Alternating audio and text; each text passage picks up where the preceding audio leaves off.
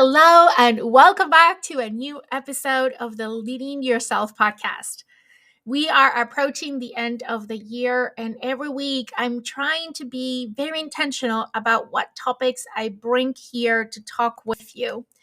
Today, what I want to talk with you is basically unpacking and unraveling the difference between pressure and stress. These two companions that often join us in a journey, and a lot of times we question whether they are our friends or their foes.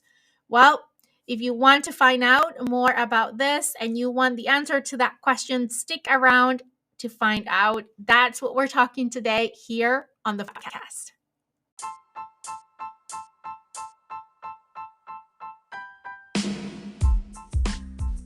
Welcome to the Leading Yourself podcast. This is your host, Carolina de Arriba. I'm an HR professional, health and fitness coach, wife, mom, and above all things, a goal-getter. In this podcast, we're going to be digging into all things leadership, professional and career development, habits, and relationships. This is a podcast for those who want to become the best version of themselves. Those who have big dreams and are willing to embrace the journey and put in the work to achieve them. My goal is to share with you the tools, tips, and tricks to help you in your journey. So let's dig into today's episode. The closer we get to the end of the year, the more pressure and the more stress that we all feel. I think that is a safe statement to make. I think if you're listening to this right now, I am 99% sure you can relate with that.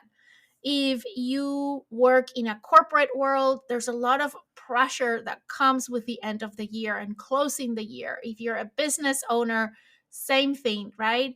If you are a mom or you are hosting for the holidays, same thing. Pressure and stress comes in so many different forms from so different places. And it's something that we know it's coming because every year we feel it, but every year when it happens, it feels unique in a way.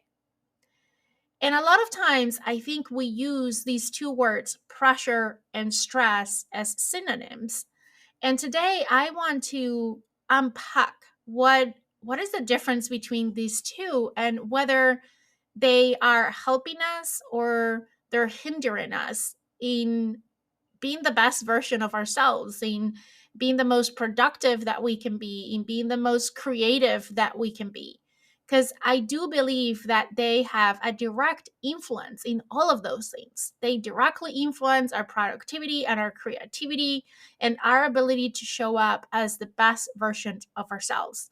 And I want to unpack that today because I think this is the time of the year where we can all probably relate a little bit to it because we're under a lot of pressure and under a lot of stress.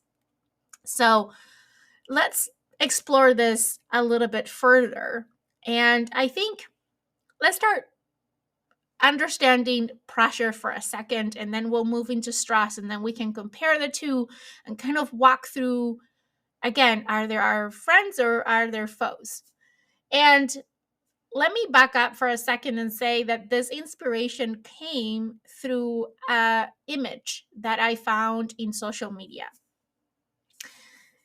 Social media a lot of times becomes an inspiration for me and for topics for the podcast. I see these images and all of a sudden I start to make connections in my little brain and I'm like, oh my God, this is a topic for the podcast. Or, oh my God, this is like an aha moment that I'm right now having. And this was both for me. And I want to describe this picture to you so then I can go deeper into my thoughts around pressure and stress. So this picture, the title of this image, so you can recreate this in your mind. And if you and I are connected in LinkedIn, you probably have seen the picture because I shared it this week. But the title of this image is Creative Output. And it has two little images under the title. One it's called Under Pressure and one it's called Under Stress. So our creative output under pressure and our creative output under stress.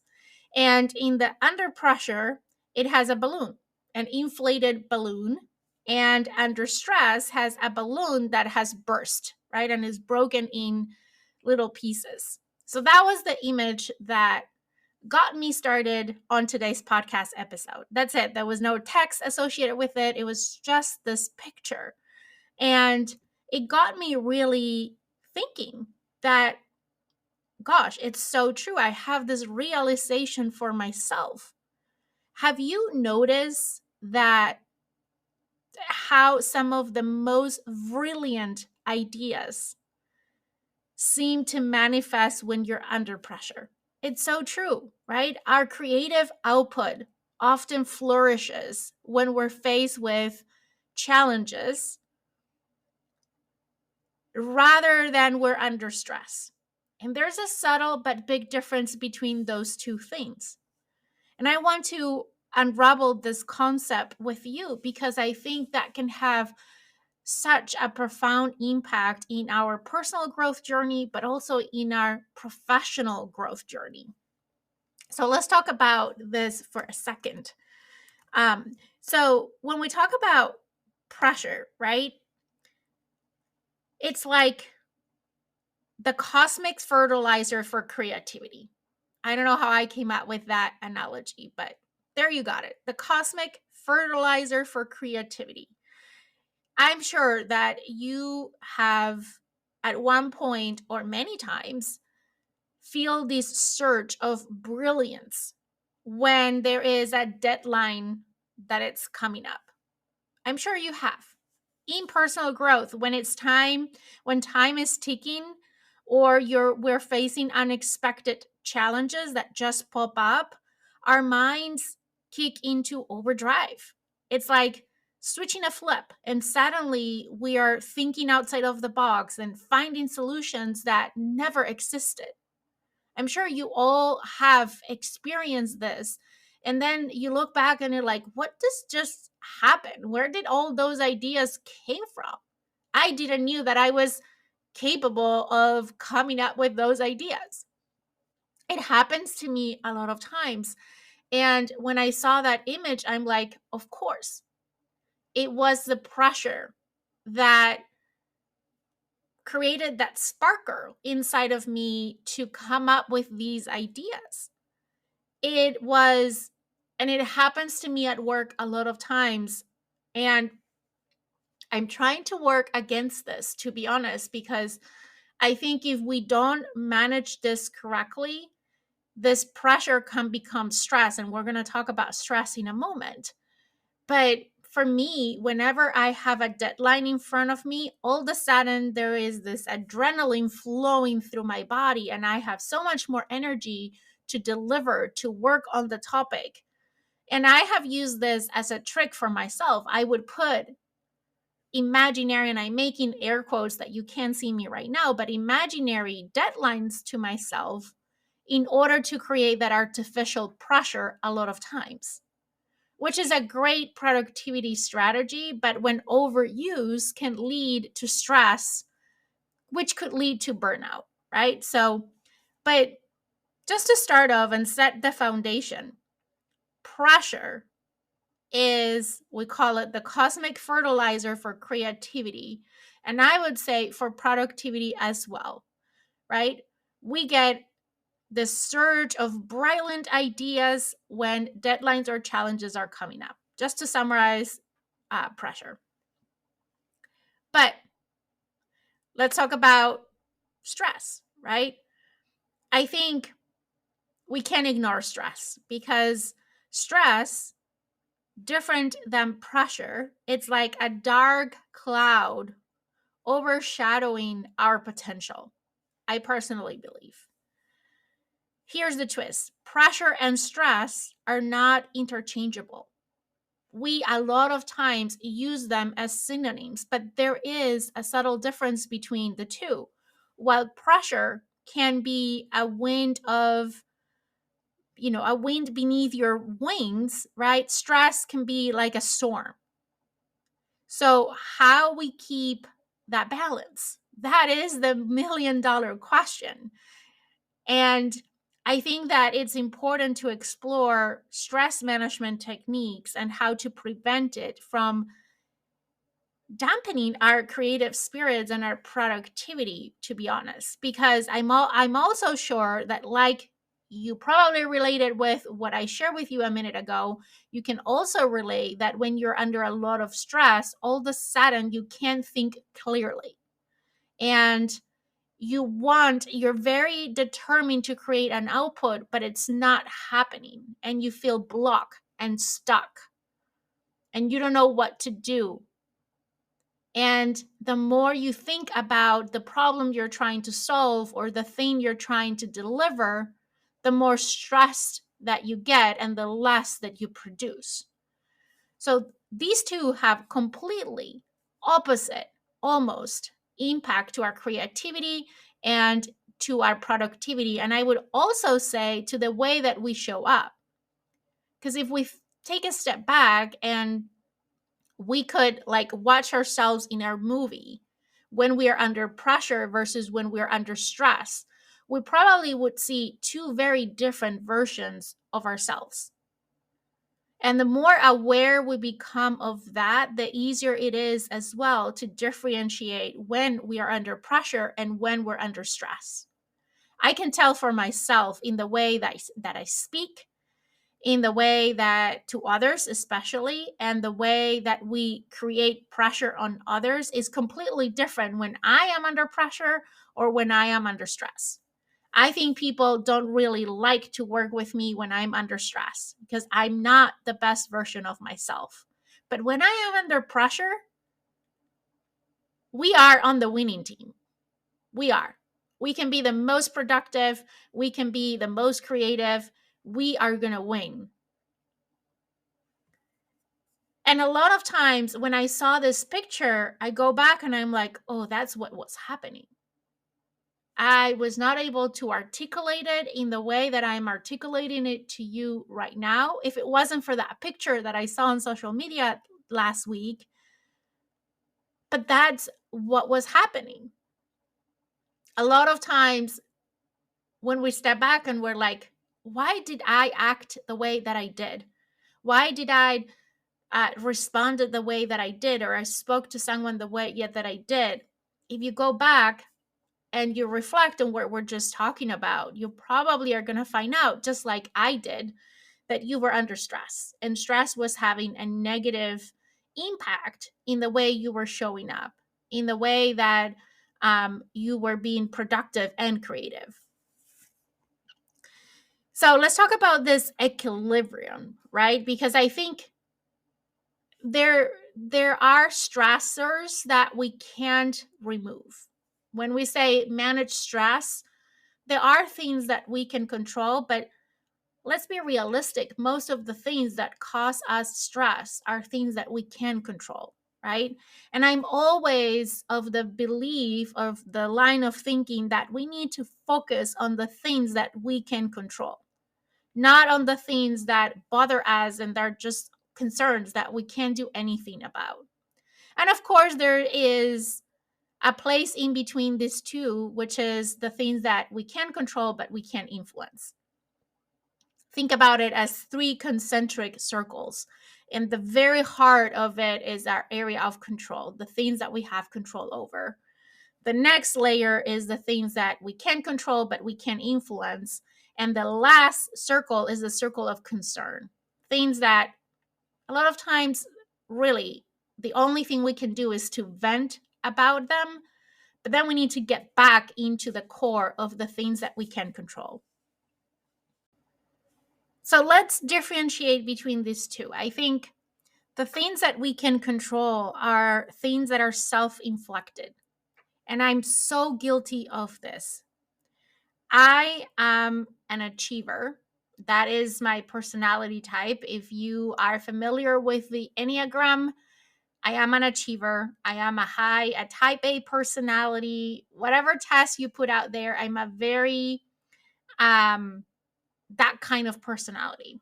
Very driven, very independent, very result oriented. And a lot of times I leverage too much on pressure to help me be creative and productive.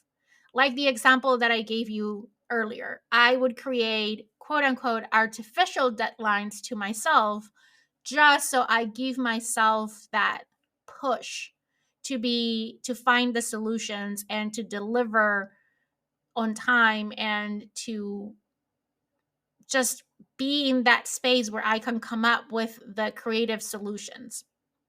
And also as a way to prevent me from procrastinating on things. Because if the deadline is too far out, I will work on other more urgent things today versus working on that thing that might be more important, but it's more far out. So that is one technique that I leverage a lot, like putting an earlier deadline for myself to create that pressure. And that pressure can have a really positive impact, right? As we were talking a minute ago, and it has created that for me.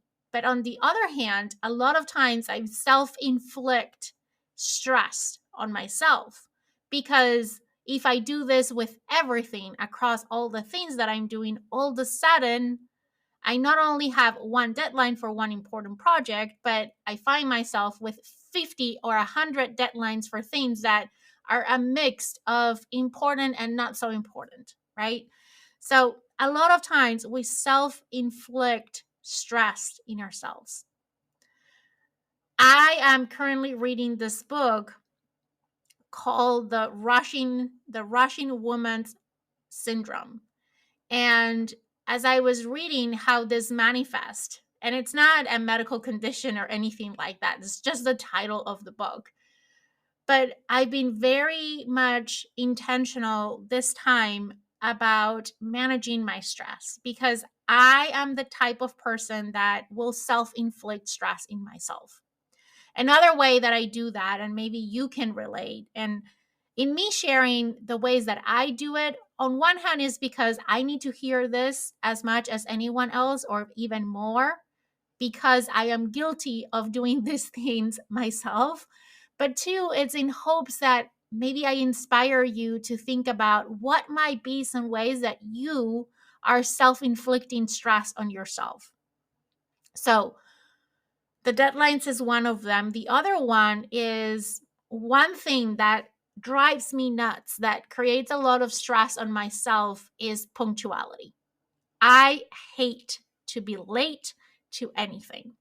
I the feeling that I'm going to be late even if it's 1 minute triggers me in a way that I can't really explain with words, but I get really stressed, right? It's something that drives that stress on myself.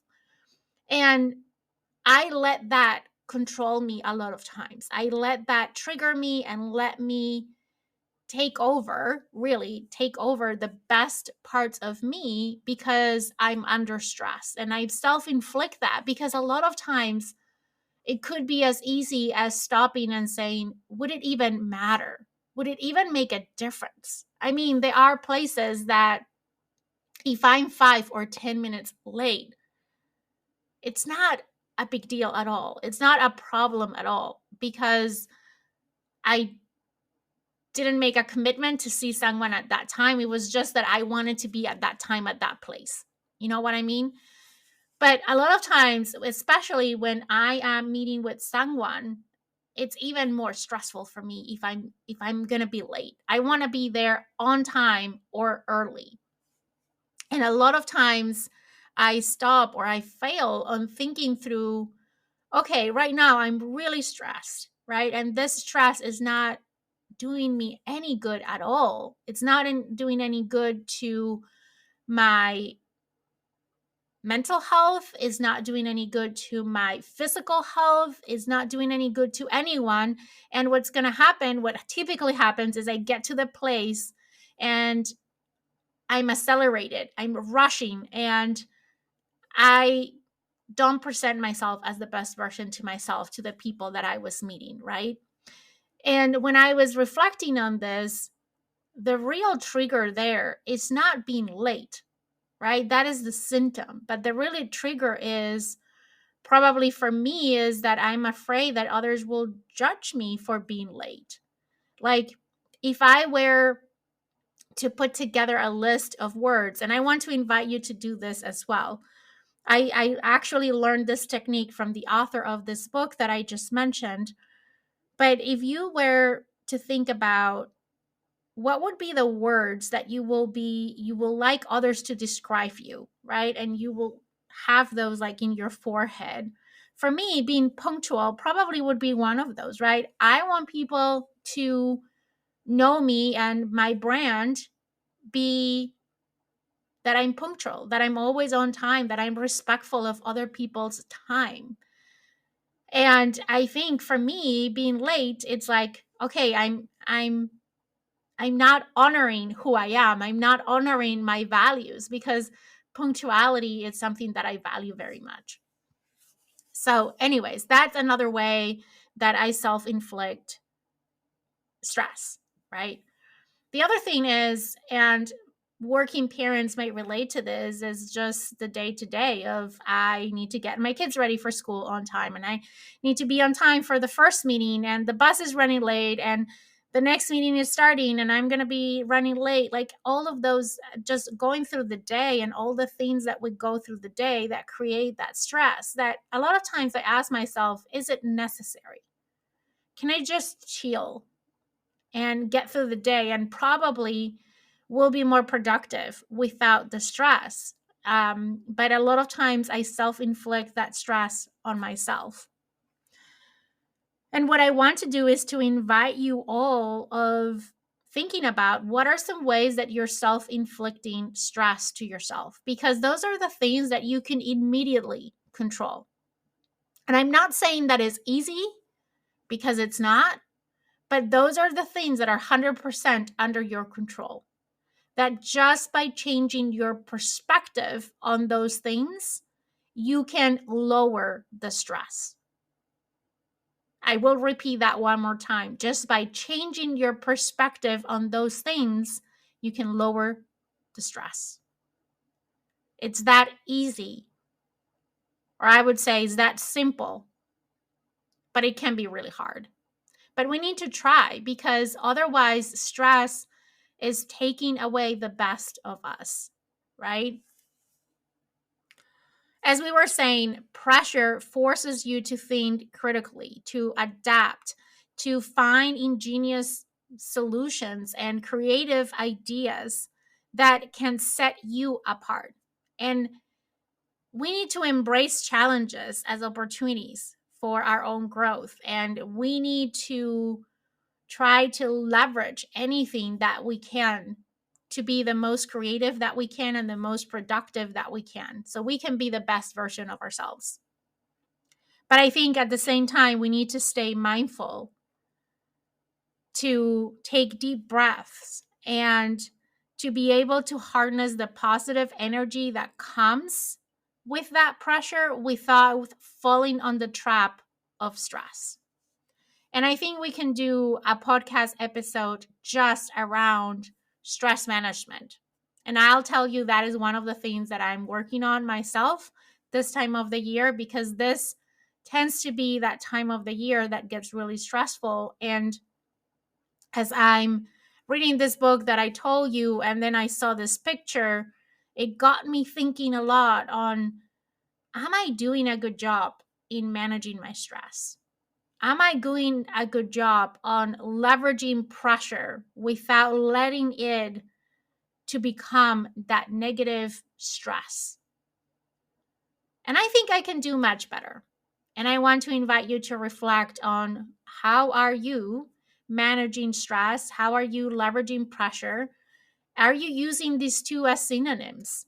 Are you making that distinction? And are you aware on when you're under pressure and when you're under stress? And I hope that today's episode gives you a way to look at things in a way that helps you identify whether it's pressure or it's stress that you're dealing with. So you can welcome the pressure to help you be the most creative that you can be, the most productive that you can be.